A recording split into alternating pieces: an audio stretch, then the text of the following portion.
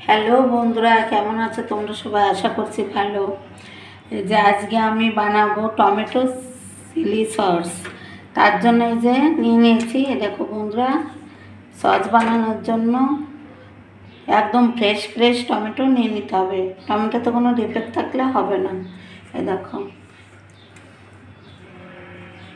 এই যে 10-11টা টমেটো নিয়ে নিয়েছি আমি টমেটো চিলি সস বানানোর জন্য। আর এই যে শুকনো মরিচ নিয়ে নিয়েছি এতগুলো। তোমরা যে যেমন একটু ঝাল পছন্দ করো সেই অনুযায়ী কম বেশি করে দিতে পারো। শুকনো লঙ্কা আমি যে কড়াই বসিয়ে দিয়েছি, 1 কাপ মতো জল দিয়েছি। দেওয়ার পরে আমি টমেটোগুলো আগে এই জলের ভিতর দেবো, এই লঙ্কাগুলো আর টমেটোগুলো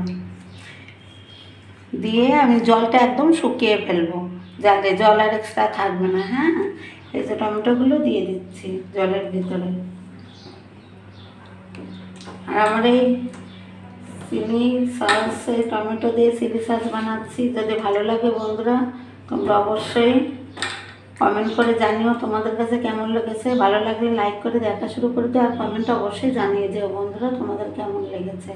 তোমরাও এখন প্রচুর টমেটো পাওয়া যাচ্ছে বাজারে, এখন অবধি পর্যন্ত তোমরাও এমন করে বানিয়ে সারা বছর ধরে খেতে পারো। বাজারের কেনাটা খাওয়ার চাইতে নিজেরা তৈরি করে খাওয়াই ভালো। আর এই যে শুকনো লঙ্কাগুলো দিয়ে দিচ্ছি,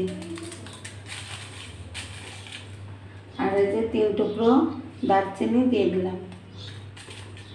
আমি আঁচটা লো টু মিডিয়াম আছে রেখে চাপা দিয়ে রাখছি। তারপরে আবার ফিরে আসছি বন্ধুরা তোমাদের সঙ্গে।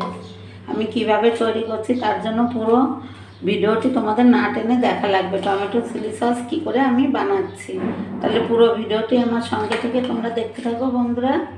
তারপরে আবার ফিরে আসছি। দেখো বন্ধুরা, জলটাই বলক উঠে গেছে, পুরো টমেটোটা একদম সিদ্ধ হয়ে চুপসে যাবে। তারপরে আর এই সম্পূর্ণ জলটা সিদ্ধ করতে করতে শুকিয়ে নেব। বুঝতে পারলে বন্ধুরা তোমরা? এই দেখো, একটু লঙ্কা আর দারচিনি দিয়েছি তো খুব সুন্দর একটা গন্ধ বেরিয়েছে, খুবই ভালো লাগছে। এই যে বন্ধুরা, এই যে আমি এমন করে সিদ্ধ করে নিয়েছি, সব জল শুকিয়ে গেছে। আমি এখন ঠান্ডা করার জন্য অপেক্ষা করব, তারপরে ব্লেন্ডারের জারে দিয়ে ব্লেন্ড করে নেব। আমি এই যে ব্লেন্ডার জারের ভিতরে টমেটোগুলো দিয়ে দিচ্ছি, ব্লেন্ড করে নিয়ে এসেছি বন্ধুরা।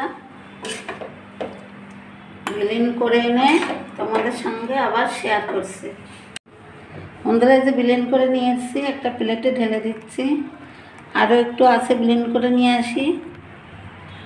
তো বন্ধুরা, এই যে আমি পেস্ট করে নিয়েছি টমেটো। আর এই যে টমেটো চিলি সস বানানোর জন্য এই যে চিনি নিয়েছি 1 বাটি। তোমরা যে যেমন মিষ্টি পছন্দ করো, তবে চিলি সস বানাচ্ছি তো একটুখানি টকটক থাকলে ভালো লাগবে খেতে। আর যেহেতু আমি কড়াইতে কোনো তেল দেবো না, তোমরা চাইলে ফোড়ন দিতে পারো, যার জন্য আমি শুকনো খোলায় একটা মশলা করে নিয়েছি। দারচিনি, লবঙ্গ, এলাচ, ধনে দিয়ে একটু শুকনো লঙ্কা দিয়ে খালে খালে ভেজে এই যে আমি গুঁড়ো করে নিয়েছি মশলাটা। এই জন্য আমি আর কড়াইতে কোনো তেল দেবো না, যেহেতু ফোড়ন দেওয়ার আমার কোনো দরকার নেই। মশলাটা শুকনো খোলায় ভেজে গুঁড়ো করে নিয়েছি। একটু আদা গুঁড়ি নিয়েছি, একটু গোলমরিচ গুঁড়ি নিয়েছি, আর নিয়েছি বিট লবণ। আমি একটু বিট লবণও দেবো, আর একটু এমনি সাদা লবণও দেবো। তাহলে কড়া তো বসিয়ে দিচ্ছি বন্ধুরা। এবার টমেটো সসটা আমি কড়ার ভিতর ঢেলে দিচ্ছি।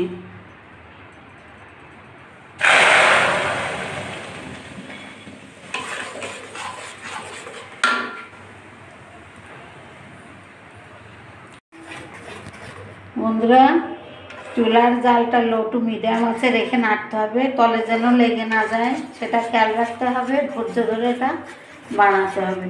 আমি আগে একটু ফুটিয়ে নিয়েছি, তারপরে সমস্ত উপকরণগুলো আমি অ্যাড করব। পুরো ভিডিওটি দেখতে থাকো।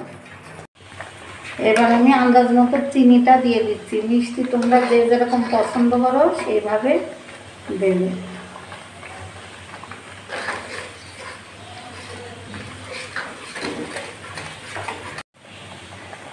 আমি 1 চামচের একটু কম, 1.5 চামচ বিট লবণ দিয়ে দিচ্ছি।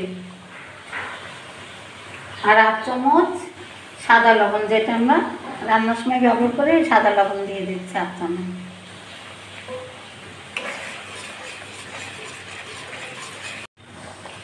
বন্ধুরা এবার দিয়ে দিচ্ছি হাফ চামচের মতো আদার গুঁড়ি, ডাস্ট করে রাখাও যে আমি বাড়িতে বানিয়েছিলাম, আদার গুঁড়ি ডাস্ট করে রেখেছিলাম, সেটা আমি হাফ চামচের মতো দিয়ে দিলাম। কি সুন্দর একটা গন্ধ বেরিয়েছে বন্ধুরা। বাজার থেকে যে সস তোমরা কিনে খাও তার থেকে ভালো ছাড়া খারাপ হবে না বন্ধুরা। বাড়িতে এরকম বানিয়ে খাবে, আরও স্বাস্থ্যকর।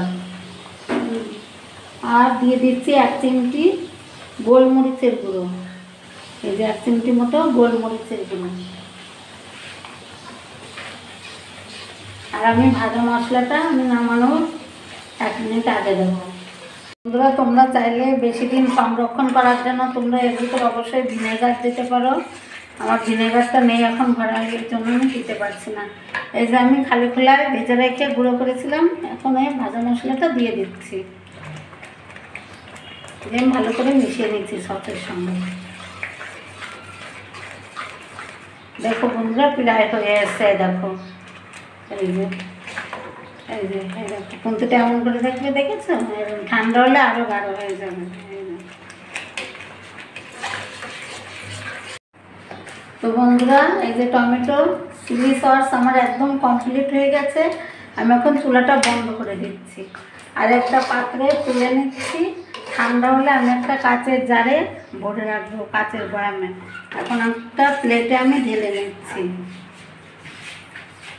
এটা ঠান্ডা হতে দিতে হবে, ঠান্ডা হলে আমি কাচের বয়ামে পরে রাখবো। এটা বন্ধুরা তোমরা রুটি, পরোটা, সিঙ্গাড়া, পুরি সবের সঙ্গেই খেতে পারো।